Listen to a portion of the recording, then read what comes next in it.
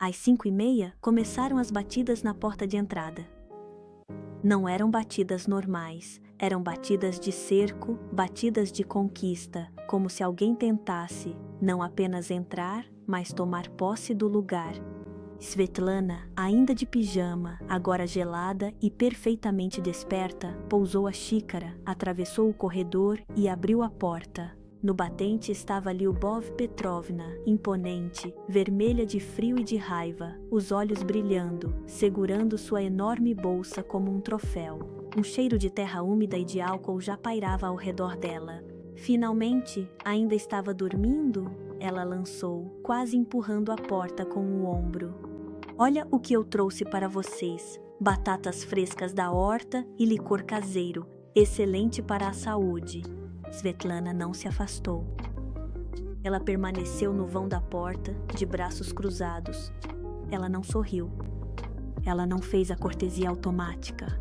Ela se limitou a olhá-la calmamente, como se olha para alguém que já exagerou demais. Mais baixo.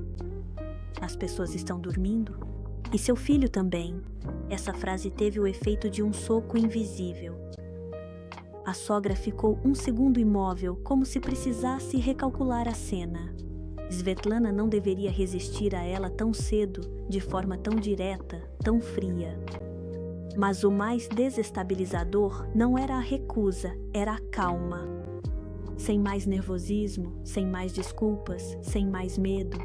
A sogra acabou entrando mesmo assim, arrastando sua bolsa pela entrada. Uma batata rolou para fora do tecido e deixou um rastro de terra no chão. Svetlana acompanhou com o olhar aquela bolinha suja que avançava lentamente sobre seu piso recém-limpo. E esse simples detalhe bastou para resumir 3 anos inteiros. Você realmente pegou maus hábitos? Cuspiu a sogra. Eu te trago coisas e você me trata como uma estranha. Não, respondeu Svetlana.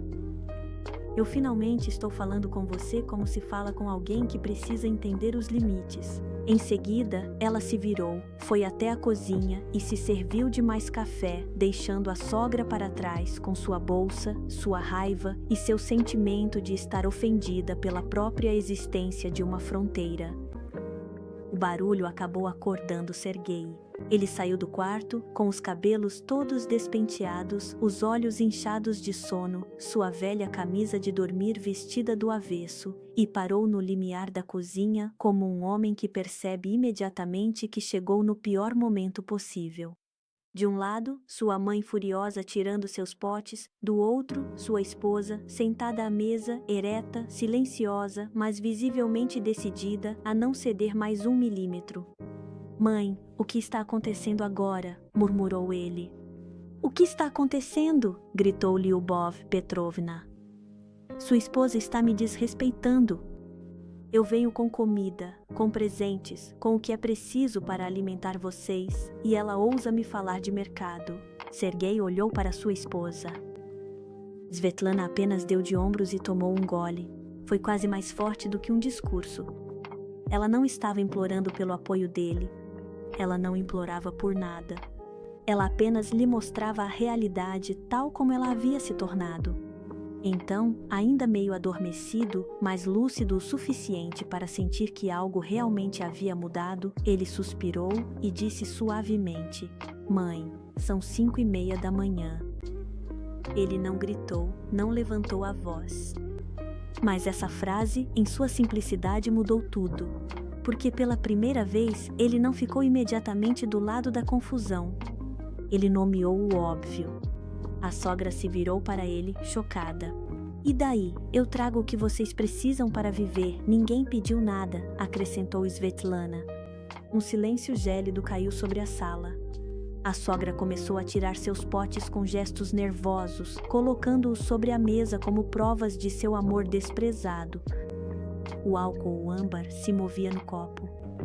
As batatas se amontoavam sobre a toalha. E quanto mais ela exibia o que acreditava ser sua generosidade, mais evidente se tornava o contraste. Não era ajuda, era uma tomada de controle embrulhada em produtos da horta. Então, como costuma acontecer com quem sente seu poder vacilar, ela atacou onde sabia que doía. Olha só para ela. as unhas, a saia, sempre se olhando como uma estrela de revista. Ela vai te perder, sua esposa. Ela vai te levar à ruína. Svetlana levantou lentamente a mão, olhou para o esmalte recém-aplicado e então perguntou com um tom tão calmo que chegava a ser quase insolente: "Vocês acham bonitas minhas unhas?" Sergei quase riu. A sogra, por sua vez, ficou vermelha como um tomate, completamente desestabilizada, porque uma pessoa que não conseguimos mais ferir é impossível de controlar. E Svetlana acabava de cruzar essa linha. Ela não se contentava mais em se defender, agora devolvia as armas. A discussão então tomou um rumo quase absurdo. A sogra falava de respeito, de sacrifício, das costas que ela tinha machucado no jardim, dos anos passados fazendo tudo pelo filho. Svetlana falava de sono, de espaço, de dignidade, de limites. Sergei, preso entre as duas, parecia um árbitro caído no meio de uma luta cujas regras haviam sido escritas muito antes de seu nascimento. Mas algo, apesar do caos, tornava-se claro. Naquela manhã, sua mãe já não comandava mais a cena. Em um momento, Svetlana pegou um pano, estendeu-o para a sogra e apontou para o chão sujo de terra. "Já que a senhora já está de pé e tão cheia de energia, pode ao menos limpar isso." Essa frase teve mais impacto do que todo o resto. Durante 3 anos, Lyubov Petrovna vinha para dar ordens, não para recebê-las. Ela olhou para o pano, depois para o chão, depois para a nora e, em seguida, para o filho. E em seu olhar pôde-se ver passar a incompreensão, a humilhação, a raiva, quase o desmoronamento de um mundo onde ela sempre fora a figura central, aquela que se tolera, que se desculpa, que se deixa fazer porque é a mãe. Mas desta vez, ninguém veio salvá-la desse momento. Sergei apenas desviou o olhar para a janela. Não por covardia, mas por cansaço, talvez também por verdade. Porque no fundo, ele também sabia que tudo aquilo já durava tempo demais. A sogra pegou sua bolsa com um gesto brusco. Uma garrafa quase caiu. Ela enfiou as batatas dentro, mal, às pressas, com aquela brutalidade de quem quer ir embora, antes de mostrar que está sofrendo. Depois, ela se dirigiu à porta, murmurando frases sobre ingratidão, sobre os jovens que não respeitam mais nada, sobre as mulheres modernas que destroem as famílias. Antes de sair, ela se virou uma última vez para o filho, ainda esperando talvez que ele a impedisse, que a consolasse, que voltasse atrás. Mas ele não fez isso. E essa era a verdadeira derrota. Ela saiu batendo a porta com tanta força que os vidros tremeram. Lá fora, no pátio, sua voz ainda ressoou, teatral, ferida, vingativa. Se aquela bruxa um dia o levasse para o túmulo, nem deveria ser convidada para o enterro. Depois, mais nada. O silêncio. Enfim, um silêncio quase irreal. Svetlana ficou de pé por um instante na cozinha, uma xícara na mão, olhando para a porta fechada como se esperasse vê-la se abrir novamente. Mas não, dessa vez tinha acabado. Ou pelo menos algo essencial acabava de terminar. Sergei sentou-se à mesa. Svetlana lhe serviu café.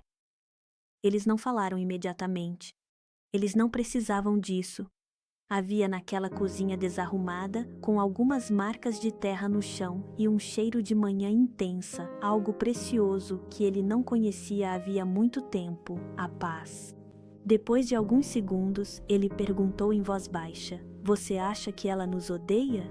Svetlana olhou para sua xícara, depois para a luz nascente atrás da janela. "Não, acho apenas que ela não sabe amar de outro jeito senão invadindo tudo. E talvez isso fosse o mais triste. Não a briga, não os gritos, não as batatas, mas essa incapacidade de oferecer amor sem dominação, sem dívida, sem encenação, sem invasão. Algumas pessoas dão para manter o controle. Elas chegam com presentes, mas vão embora levando sua energia, sua paz, seu espaço, seu fôlego." Naquela manhã, Svetlana disse não. Um não de verdade.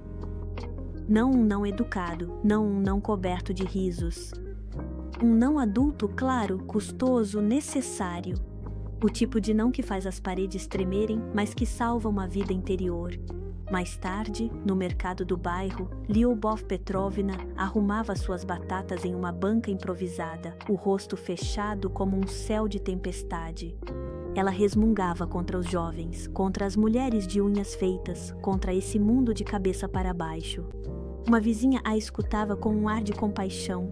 Um senhor idoso se aproximou para perguntar o preço. Ela respondeu secamente, depois ficou em silêncio. E por um segundo, entre dois clientes, seus olhos se perderam no vazio. Talvez ela tenha visto novamente o filho, ainda criança, correndo pelo pátio com um bastão como se fosse uma espada. Talvez ela tenha pensado no tempo em que decidia tudo por ele, quando ele dependia dela, quando sua presença era incontestável, natural, central. E talvez ela tenha entendido, mesmo que fugazmente, que não era a nora que lhe roubava o filho. Era o tempo, a vida, a idade adulta, a ordem natural das coisas. Mas algumas mães nunca aceitam de verdade que seus filhos tenham uma casa que já não é a delas, uma mulher que não é ela, hábitos que elas não escolheram. Então, elas aparecem ao amanhecer com sacolas pesadas demais, conselhos duros demais e críticas disfarçadas de amor, até o dia em que alguém lhes abre a porta de outra maneira. E foi exatamente isso que aconteceu naquela manhã, porque Lyubov Petrovna tinha vindo como sempre vinha, sem avisar, confiante, certa de que todos se adaptariam, que preparariam comida para ela, que suportariam seus comentários, que acolheriam suas sacolas, seu barulho, sua autoridade, seu caos. Mas desta vez, no limiar da porta, já não havia uma nora exausta, pronta para se curvar. Havia uma mulher de pé, uma mulher privada de sono, sim. Cansada, sim, mas de pé. E às vezes, numa família, basta uma única manhã, uma única frase, uma única recusa dita no momento certo para mudar definitivamente as regras do jogo. Depois disso, nada mais é exatamente igual.